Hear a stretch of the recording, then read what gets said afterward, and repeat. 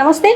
ప్రస్తుతం మనతో పాటు సీనియర్ జర్నలిస్ట్ జగదేవ్ ఉన్నారు. ఆయనతో మాట్లాడదాం. నమస్తే సార్. నమస్తే సార్, సీఎం రేవంత్ రెడ్డి ఈరోజు ఒక మీటింగ్లో మాట్లాడుతూ చంద్రబాబు నాయుడుతో పోటీ పడే అవకాశం వచ్చింది ఇప్పుడు నాకు అని చెప్పేసి అన్నారు. అంటే ఏ కాంటెక్స్ట్ అని ఉండొచ్చు అంటారు మీరు? ఓపెన్ సీక్రెట్ అన్నది కాంటెక్స్ట్ ఏం కాదు. అంటే ఆయన ఎంత వయసులో కూడా ఎంత కష్టపడతారన్న విషయం అందరికీ తెలిసిన విషయం. అసలు వయసులో ఉన్నప్పుడు అంటే వయసులో అంటే గత మొన్న 14 నుంచి 19 కన్నా ముందు 2004 వరకు చేశారు కదా. అప్పుడు ఒక ఆల్మోస్ట్ 95 నుంచి 2004 వరకు 9 years అప్పుడు చేశారు. అప్పుడైతే ఇంకా మరి ఒక దూకుడు వేరనమాట. రోజుకి 16-18 గంటలు. ఇప్పుడు అట్లాగే ఇప్పుడు కూడా అదే పరిస్థితి అంట. అని చెప్తున్నాను కదా, ఆయన అన్ని లిమిట్గా ఉంటాడు. డైట్ విషయంలో చాలా లిమిట్గా తీసుకుంటాడు, చాలా అల్పాహారం తీసుకుంటాడు.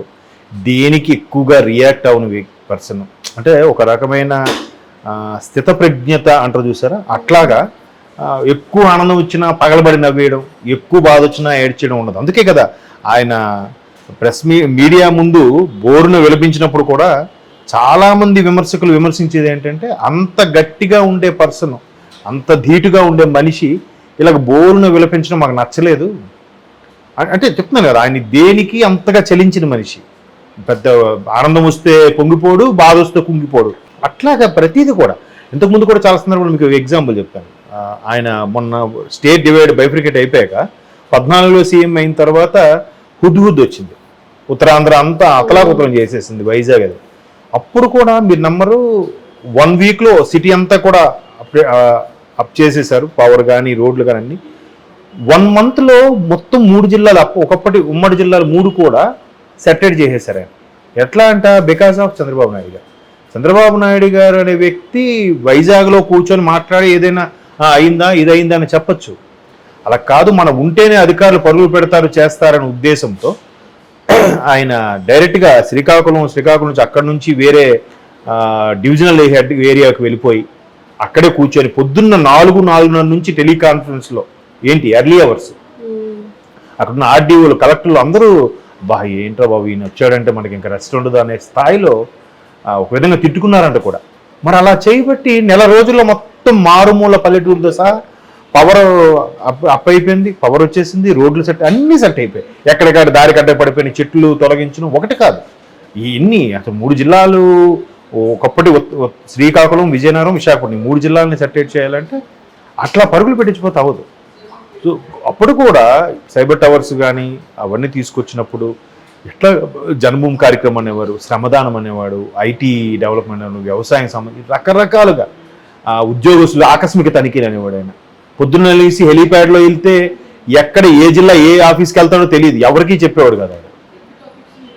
ఇంకా ఎట్లా ఉంటుంది, అమ్మో ఏ క్షణం ఎప్పుడు వస్తారో తెలియదు, కానీ అందరూ ఊళ్ళో దగ్గర పెట్టుకుని పనిచేసే పరిస్థితి వచ్చేది. అట్లా ఒకప్పుడు ఆయనతో పాటు కొలీగ్గా ఉన్న సమకాలికగా ఉన్న రేవంత్ రెడ్డి గారు కూడా ఎంతో కొంత లీడర్షిప్ క్వాలిటీస్ పుచ్చుకుంటారు కదా. సో ఇప్పుడు రేవంత్ రెడ్డి గారు ఇవాళ బసవతారకం యాన్యువల్ డే సందర్భంగా అక్కడ మాట్లాడుతూ ఎప్పుడైనా సరే అమ్మా, ఎప్పుడు కూడా పరిపాలన విషయంలో అభివృద్ధి విషయంలో పోటీ పడాలి కానీ తిట్లు పురాణంలోనూ బూతు పురాణంలో పోటీ పడకూడదు. వాడు వెధముండా కొడుకు అన్నాడంటే వీడు దొంగముండా కొడుకు అన్నాడని ఒకదానికొకటి తిట్టడం, వాడి ఒక చెప్పు చూపిస్తే 2 చెప్పులు చూపించడం, ఇది కాదు. సో రేవంత్ రెడ్డి లాంటి వ్యక్తి అంటే బాబు గారి కన్నా అనుభవంలో చిన్నవాడు, వయసులో కూడా చిన్నవాడు. ఆయన రోజుకి 12 గంటలు కష్టపడుతున్న మనిషి.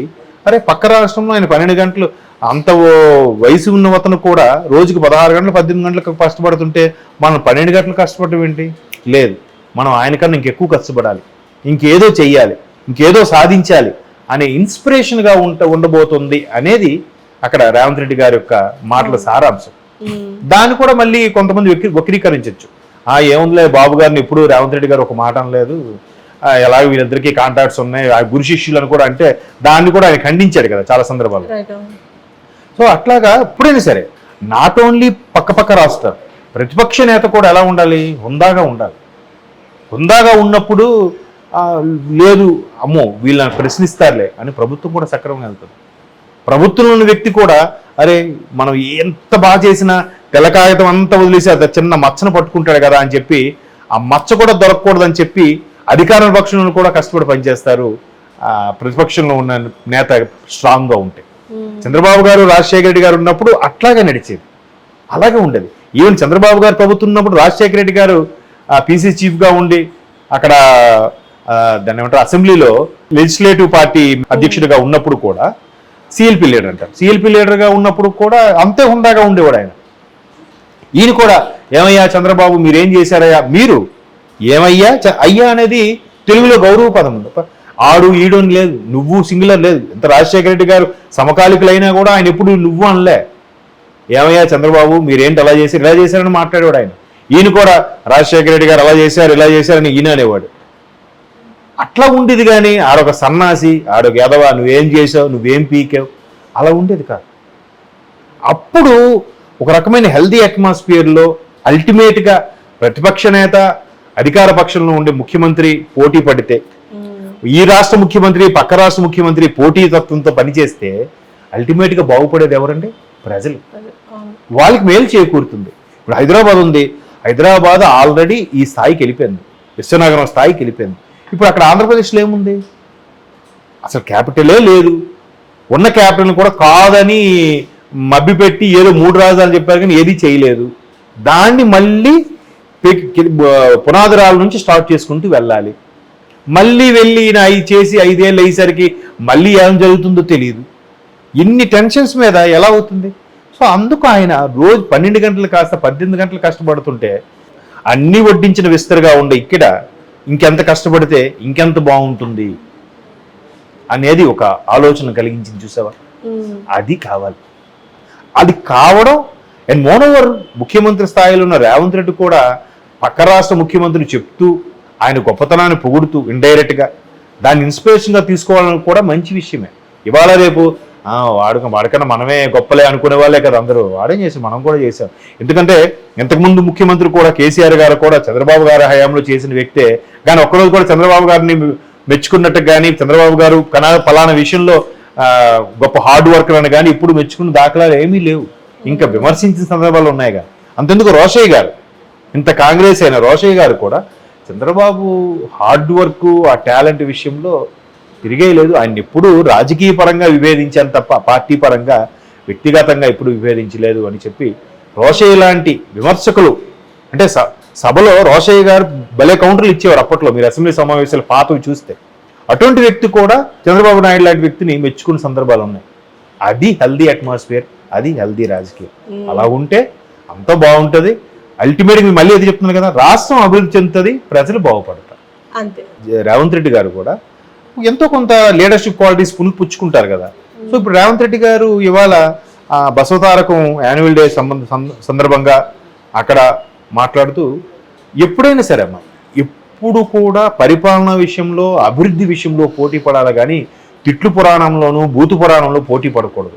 వాడు వెధముండా కొడుకు అన్నాడంటే వీడు దొంగముండా కొడుకు అన్నాడని ఒకదానికి ఒకటి తిట్టడం, వాడి ఒక చెప్పు చూపిస్తే 2 చెప్పులు చూపించడం, ఇది కాదు. సో రేవంత్ రెడ్డి లాంటి వ్యక్తి అంటే బాబు గారి కన్నా అనుభవంలో చిన్నవాడు, వయసులో కూడా చిన్నవాడు. ఆయన రోజుకి 12 గంటలు కష్టపడుతున్న మనిషి. అరే పక్క రాష్ట్రంలో ఆయన 12 గంటలు, అంత వయసు ఉన్న అతను కూడా రోజుకి 16 గంటలు 18 గంటలకు కష్టపడుతుంటే మనం 12 గంటలు కష్టపడటం ఏంటి? లేదు, మనం ఆయనకన్నా ఇంకెక్కువ కష్టపడాలి. సో ఆ ఉద్దేశంలో అన్నారు. రేవంత్ రెడ్డి గారు అలా అనడం కూడా గొప్ప విషయం. అది. Yes sir, thank you sir.